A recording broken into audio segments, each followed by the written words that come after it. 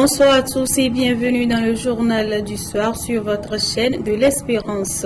Au sommaire de cette édition, la médecine traditionnelle et la médecine moderne ont réussi chacune à guérir des pathologies.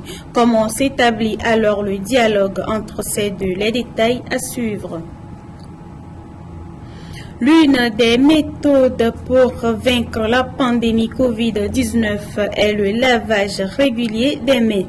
À cet effet, la mairie de la COSA 1 a fait un don de kit de dispositifs de lavage des mains aux structures sanitaires de la commune COSA 1.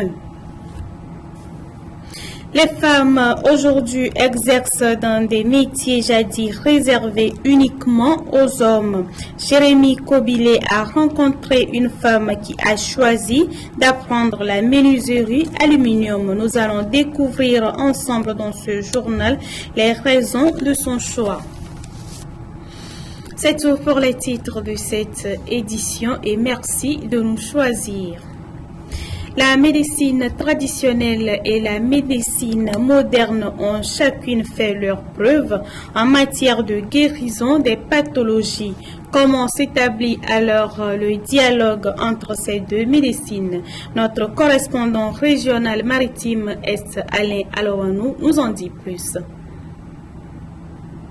Sans la santé, on ne jouit de rien et l'on ne peut conserver la santé que par la sagesse, la sobriété et la médecine, qu'elle soit traditionnelle ou moderne, y joue un grand rôle. Nos concitoyens ont leur point de vue partagé sur ces deux thérapies. J'opte de nos jours à la médecine moderne, puisque pour traiter un mal, il faut une ou deux analyses. C'est des analyses qui font déceler le mal. Et le médecin ou le docteur, après analyse, te prescrit des produits appropriés qui conviennent à ces maladies. La médecine moderne, c'est bon, les médicaments, c'est pour les blancs. Et les blancs font les analyses avant d'envoyer les médicaments.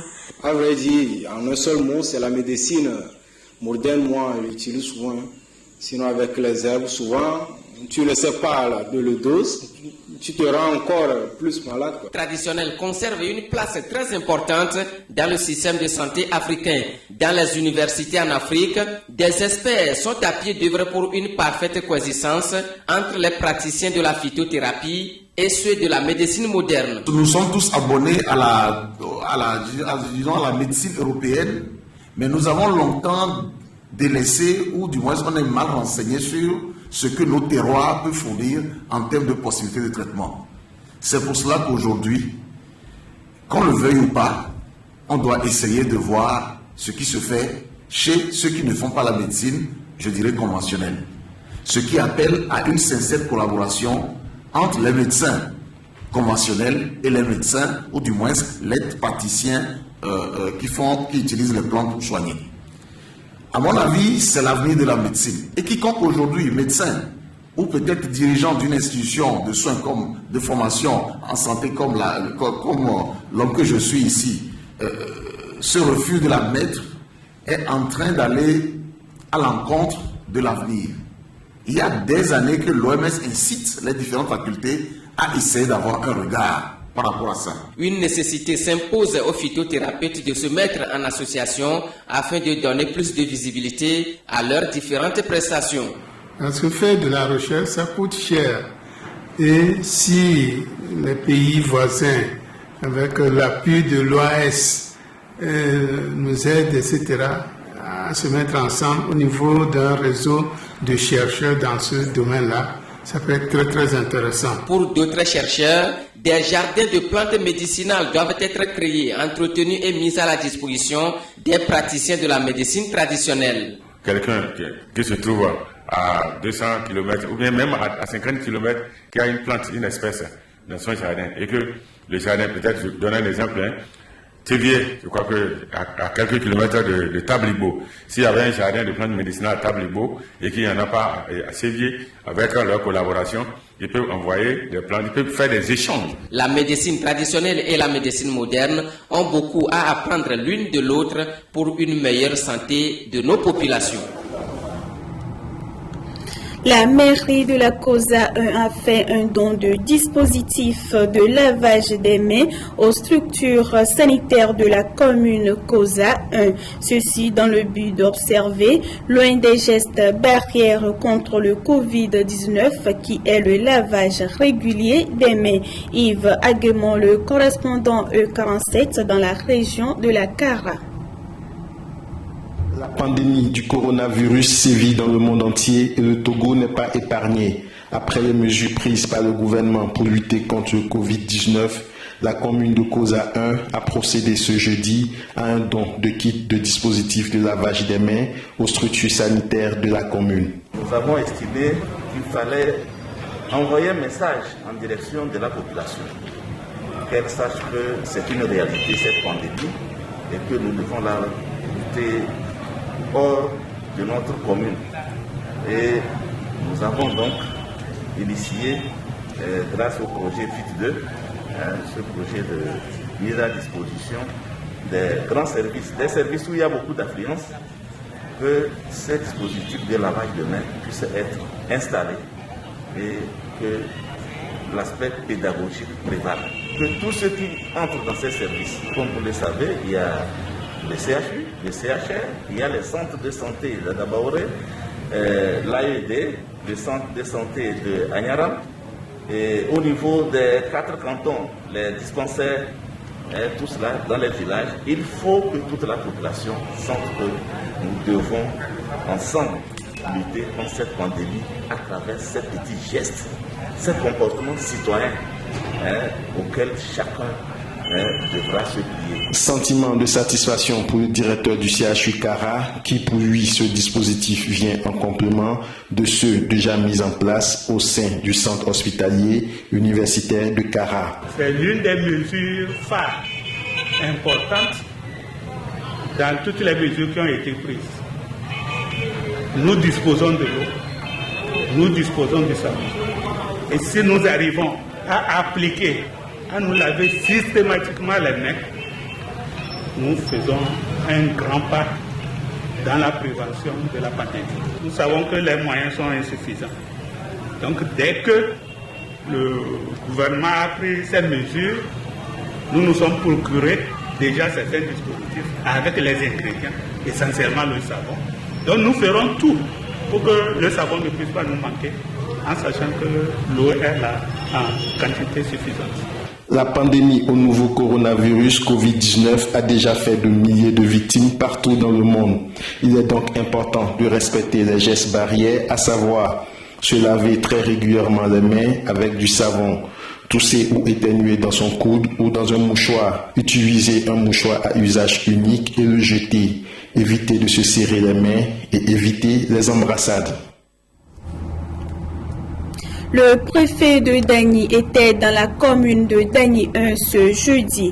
Objectif, rencontrer des leaders de communauté et ceux d'opinion afin de partager avec ces derniers les mesures barrières préventives prises par le gouvernement pour éviter la propagation du Covid-19. La correspondance d'Amen Kofi Kouman dans la région des Plateaux Ouest. Demande de prendre toutes les dispositions nécessaires en rapport avec les maires en vue de faire respecter scrupuleusement toutes les mesures. Et c'est sur cette instruction de son ministre de tutelle que le préfet de Dagny, Philippe Foli-Kwevi-Koko, après la commune Dagny 2, a réuni les leaders de communauté et ceux d'opinion de la commune Dagny 1 pour partager avec eux les grandes mesures barrières prises par le gouvernement pour éviter la propagation du coronavirus au sein de la population togolaise. Nous avions dû mobiliser les acteurs locaux de Dagny 1 qui couvre donc les 3 cantons. Principalement, il s'est agi de partager les mesures recommandées par le gouvernement avec les acteurs locaux que sont les chefs de canton et de village, les représentants des corporations des artisans, les leaders locaux et les responsables politiques. Pour ce faire, il avait à ses côtés un spécialiste de la santé capable de bien expliquer aux participants les biens fondés de cette directive. Nous leur avons partagé les informations que le gouvernement a recommandées pour prévenir ce fléau, notamment les mesures de prévention qui sont principalement les mesures d'hygiène, le lavage des mains. Message favorablement reçu par les cibles qui ont promis le relayer. Je dirais que cette rencontre initiée par le préfet et le maire est la bienvenue au moment où tout le monde lutte pour éviter cette pandémie coronavirus. Nous sommes invités à partager avec notre population, à les sensibiliser davantage sur la pandémie. Et pour ajouter l'acte à la parole, le maire de la commune d'Agny 1, avec l'appui de l'association des natifs de Dagny vivant à l'étranger, regroupés dans le groupe d'action pour le renforcement au développement de Dagny et aussi du maire adjoint et l'homme Aviti ont doté certaines structures de l'eau de matériel pouvant les aider à mettre en pratique les mesures préventives telles que le port du cache-nez et le lavage des mains. Ce dont, soulignons-le, a été réceptionné par le directeur préfectoral de la santé en présence des participants à cette rencontre. La défécation à l'extérieur des habitations ou hors des toilettes est une pratique qui n'est pas sans conséquences sur la santé humaine et l'environnement. Quel est donc l'impact de la défécation à l'air libre sur l'environnement et quelles sont les actions menées par le gouvernement togolais pour suspendre ce phénomène? Suivez plutôt cet élément de la rédaction. La défécation à l'air libre est un fléau qui ne cesse de prendre de l'ampleur dans nos sociétés, malgré les différentes campagnes de sensibilisation qui sont menées. Selon certaines études, cela est dû au manque et à l'insuffisance des latrines, ou encore cela serait lié à des habitudes culturelles. La défécation à l'air libre, un problème sanitaire, mais aussi environnemental. Et comme impact environnemental, la pollution du sol ainsi que de la nappe phréatique, la contamination des cours d'eau, des fleuves dus aux eaux de ruissellement. Mais que pense le citoyen togolais de ce fléau? La défécation à l'air libre est une manque de morale. Les gens qui ont dans leur maison des déchets et qui l'utilisent convenablement ne sont pas obligés de respirer les déchets des autres. C'est pas bon. Le fait de déféquer par ça pollue l'air et ça peut nous causer beaucoup de maladies. C'est pas bon parce qu'aujourd'hui on a des maladies et on a des microbes, des infections qui se transmettent rapidement. Au Togo, pour pallier ce problème, les autorités, avec l'appui de certains partenaires techniques, ont mis en place l'initiative Togo Sandal. Nous, avec les amis Togo Sandal, c'est voir comment nous devons couvrir les villes, couvrir les villages et amener à toutes les communautés à nous déféquer à l'air libre. Et donc, c'est le souci pour nous de pouvoir nous mettre en œuvre, de pouvoir convaincre les partenaires qu'au finish, que nous puissions disposer des ressources conséquentes pour la couverture universelle. La couverture universelle, c'est que chaque village, chaque ménage dispose d'une latrine et l'utilise très bien. Et que les excrétas qui sont produits au finish sont bien conservés et sont réutilisés pour les champs, et sont utilisés pour des éléments qui vont aider à un développement. Depuis 2013, avec l'appui des partenaires dont l'UNICEF, le gouvernement a mené plusieurs activités sur l'ensemble du territoire national avec des approches innovantes, notamment l'ATPC et l'ATPE. L'ATPC, c'est l'assainissement total piloté par la communauté. C'est une stratégie par laquelle nous convainquons les communautés à pouvoir se rendre compte qu'ils mangent chaque jour le caca.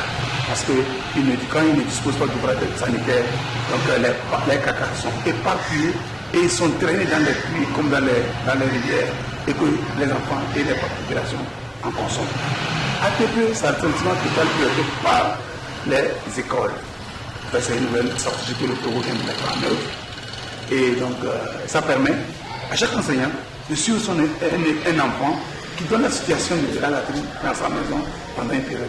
Notons que l'initiative Togo Sandal Togo, son défécation à l'air libre d'ici 2030, est un moyen pour promouvoir des approches innovantes tendant vers le changement de comportement. Celle-ci a pour objectif principal de contribuer à la réduction de la morbidité et de la mortalité due aux maladies hydrofécales et sa mise en œuvre est estimée à plus de 60 milliards de francs CFA.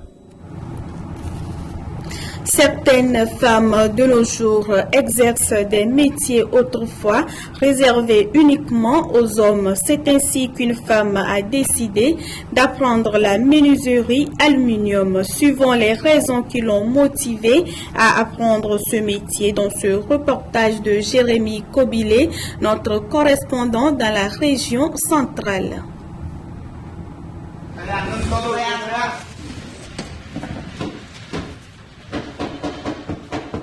Le métier allure autrefois considéré comme travaux des hommes. Aujourd'hui, nous voyons que les femmes font partie de ce corps. C'est le cas d'Adeline, apprentie de menuiserie allure, Dieu béni de Sokode, mère d'enfants et femme au foyer. S'en sort très bien dans le métier. Avant, je ne faisais rien. J'ai décidé de venir ici pour faire le métier. Il n'y a pas de métier pour les femmes. Donc, ça aussi, c'est pour les femmes aussi. C'est pour cela que j'ai choisi ça. J'ai vu les autres filles dedans, ils travaillent. J'ai dit, ici, les femmes peuvent faire. Donc, pourquoi pas moi? Nous, on commence lundi jusqu'à samedi, demi-journée. Donc, lundi, là, 6h30, on est ici. On repart à midi, on revient à 14h30. On part à 17h. En première position, quand je suis venu la première fois, je l'ai vu, ça m'a tellement plu. Je me suis posé la question à savoir, les filles aussi font ce travail. Et avec le temps, j'ai su vraiment que le travail, là, ça ne concerne pas seulement aux garçons seulement. Tout ce que l'on fait, la fille aussi peut le faire. Mais pour le patron du dit atelier, c'est surprenant d'avoir femme comme apprentie dans son atelier. Parmi tous mes apprentis, une fille arrivée, j'étais ému de joie. Parce que je ne pensais pas que vraiment les filles ont le courage d'apprendre ce métier. Vraiment, et quand elle est venue là, vraiment elle se bat pour le travail. Même elle dépasse certains garçons. Et nous l'encourageons qu'elle tienne dur. Parce qu'aujourd'hui c'est la promotion des femmes. Si elle tient jusqu'à la fin, je pense qu'elle ne va pas manquer son pain quotidien. Malgré qu'elle s'en sort très bien, les difficultés n'en manquent pas. Nos machines là, des fois c'est ça qui nous blesse. Les vitres, si tu ne tiens pas bien là, ça te blesse. Concernant ça, il y a quelquefois, il faut la physique où elle ne peut pas le faire. Concernant casser le mur, là c'est les garçons qui cassent d'habitude le mur pour faire.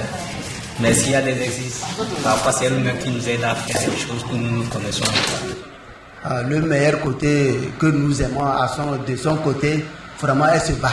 Elle se donne du travail, elle se donne au travail. Elle est battante, c'est une femme très battante. Mais côté travail là, elle est très bonne. À travers cette femme battante Adeline, nous voyons qu'aujourd'hui, tout métier est à la portée des femmes, suffirait que la volonté y est. C'est la fin de cette édition. Merci de l'avoir suivi et bonsoir chez vous.